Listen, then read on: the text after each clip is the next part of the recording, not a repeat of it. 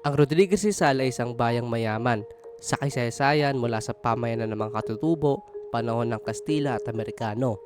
Ngayon, ito ay isang lumalagong bayan na kilala sa matatayong na bundok, makasaysayang kuweba at sa pangulan ng mga turismo dito. Habang ako ay nag-i-scroll sa Facebook ay dumaan sa newsfeed ko ito. Secret Cemetery, Rodriguez Rizal. Alright, meron yan. Ayun siya, tsura niya. Lawak niya, oh. Kung makikita rito, saan siya? Ito, kita na dito. Google Satellite. Okay, 2016. Ito siya no, 2016.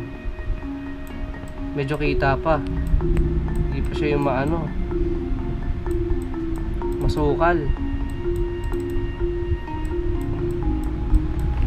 Nakakapagtaka no? Ba't siya tinawag na Secret Cemetery kung andun na yung location niya, no? So, hindi na siya secret. At pangalawa, kung makikita mo rito, kung si-search mo rito sa maps, yung mga sementeryo rito, so yung bukod tangi, no? Na iiba yung pangalan. Pangatlo, papangalanan ba itong sikreto kung walang istoryang nakatago dito? Kaya tara, samahan mo akong kalugarin at alamin kung ano nga ba ang istorya sa likod ng sikretong sementeryo. Ako nga pala si Tam at ito ang exploration video ko.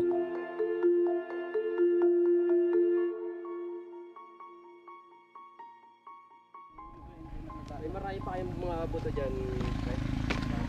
So, wari sa mga kagalugad. So, dito tayo ngayon sa Rodriguez Rizal para kalugarin ang abandonadong sementeryo, no?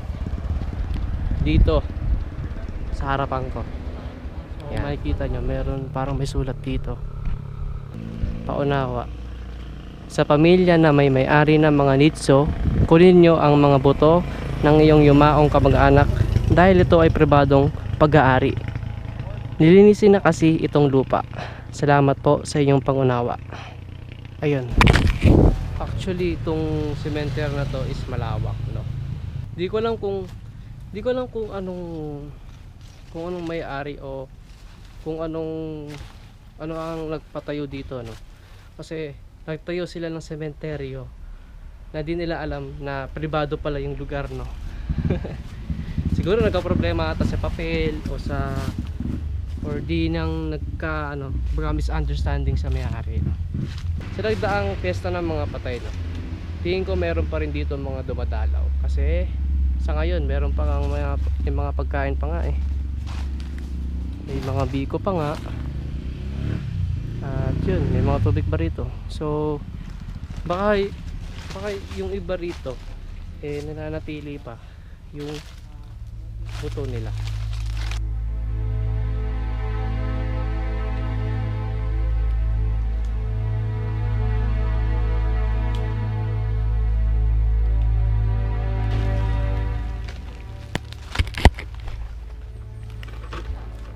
Sabi po.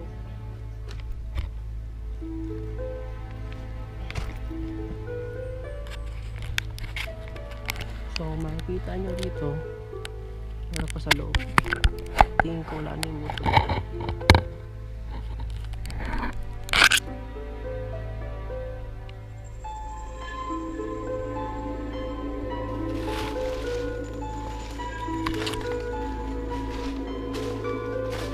Yung mga lapida dito lumang disenyo na, no? So itong talaga to is napakaluma na. Noong 1820, hindi ko masyadong mabasa. 1920 ito.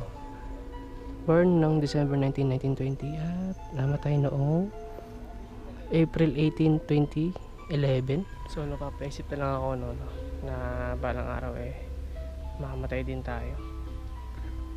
No, pero parang hindi maganda malibing sa ganito. Parang mas maganda na ibaon ka sa lupa, no? Hindi yung sa semento kasi namatay ka na parang nagre-renta ka pa no? Pag naging buto ka na, tatanggalin ka na, may papalit sa'yo. So yun, Parang hindi siya okay para sa akin. Mamatay ka rito. Ililibing ka rito, ano. Maganda sana yung ano talaga. Maging pataba o kung ano man. Ilang naman yung insights ko, ano, pagka at sakaling ayan, namatay ang isang tao. Habang ako ay napapahinga, ay may nakita akong dalawang lokal. Di ko na ito pinalagpas dahil ito na rin ang tsansa upang masagot ang aking mga katanungan. So yun, may mga kasama ko lokal dito, no, at pagtatanong ako, no. So kuya, ano po, kailan po ba ito tinayo? Around ano po, 2000s, tama po ba? Okay, parang ano namin dito sir, mga ano na to, mga 20 years na tumigit. 20 years mahigit po. Ano pong dahilan bakit nakapagtayo ng sementeryo dito pero di nila alam na private property? Hindi kasi dati yung mga nagpapanap dito, yung mga ano lang yan, yung mga nakabaon.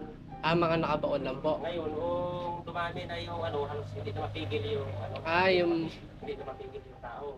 Tapos marami na rin nagkikilibing kasi ang mura daw. Naikilibing. Kilibing. Halimbawa, kung magkano lang yung gusto lang iabot, ayun lang yung gumagawa ng mga ganito dati. Kaya Kumbaga, dumami naman ang ganito ka ano. opo. Kumbaga, ilan lang po yung ganyan na konkreto na ginawa, no? Yung mas doon dati sir, mayroon bali dalawa lang po yun yung ganito. Dalawa lang. Tapos mas marami po yung nakabaon sa lupa, yung nakakupay siya. Hmm. Kung dumami na, parang siguro sabihin ng isa bakit pinayagan siya ganito, Oo. bandang huli, hindi na makakigil yung tao, dumami na. Dumami ng dumami. Tapos nung huli naman na gusto ng ano yung may-ari talaga, pakaramisan itong rugan eh, parang naging ganito yung sistema niya. Tapos bali nagsara to, parang mga 5 taon na rin. 5 taon. Mga 5 taon na rin. Wala pa yung lockdown, ano na to, bali Sarado na po. nagsara na din siya. Wala pang 2019. Kaya yung mga iba, na yung may ano siguro may nalipatan ng buto, bali kinuha na nila yung mga ano nila. Mga Oo. buto nila. Pero yung iba po, may mga natira pang buto rin. Ay marami. Marami pa. Ito mga to, ito mga ganyan. Walang may, halos ngayong taon, halos walang may nag-ano dito, pailan-ilan lang. Ito lang yung may nagtirik na karaan. Pero yung mga dyan, wala, ilan-ilan lang nagtirik dito din. Kasi yung dito kay Boss Romeo yung nabili, halos wala to dito, ano, ilan-ilan na tumirik dito. Yung mga kausap din namin ang kukunin ng libo to. Kaya pala dumami yung naglilibing dito, no? Ano, private property talaga siya.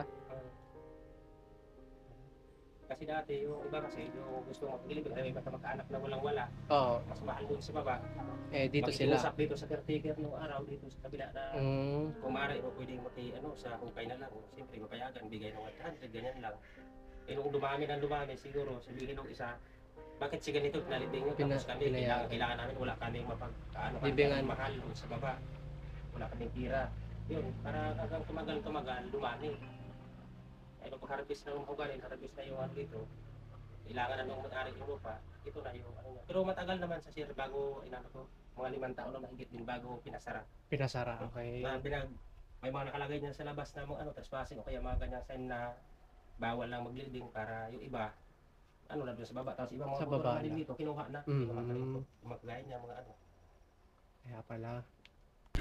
Wala po. Salamat. Kasi, So yun nga, napagtanungan natin yung dalawang lokal dito, no? Ito palang cemetery na to dati ay pinangalanan na Sampaloc Cemetery, no? Yun nga, kung narinig yung sinabi ni Kuya, ano lang pala tong lugar na to, ano lang talaga siya, lote lang talaga siya, no? Malinis, no? Di pa siya masukal. Kaya nagkaroon ng libingan dito kung ano, may mga nagpapasuyo, no? Kunwari, wala silang pera, pampalibing sa ano, yung ano ba talaga, yung para mga St. Peter, yung mga ganon. Tapos baka nagisuyo na sila dito sa ano na to, hanggang sa dumami ng dumami naglilibing. Saan din siya pinangalan?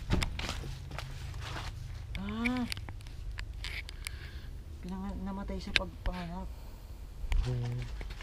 Ganda ng pangalan sa ano nyo, Baby Boy Gutierrez.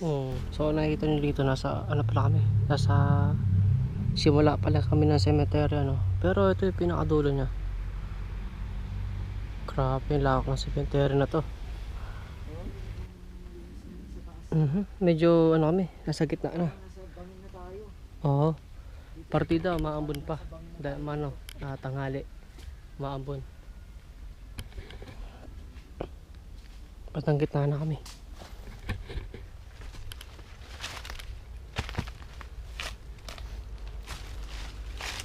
Dito ay natirang buhok.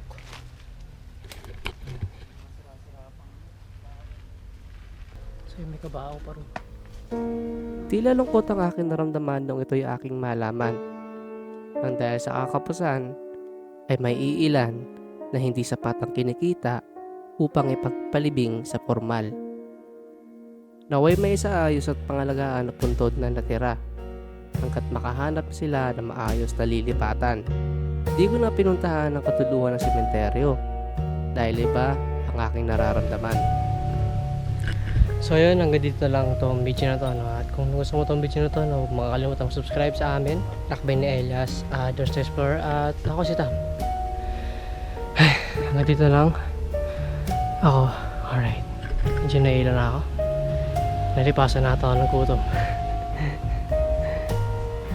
Siguro naman dito walang nabumukbang sa sementeryo.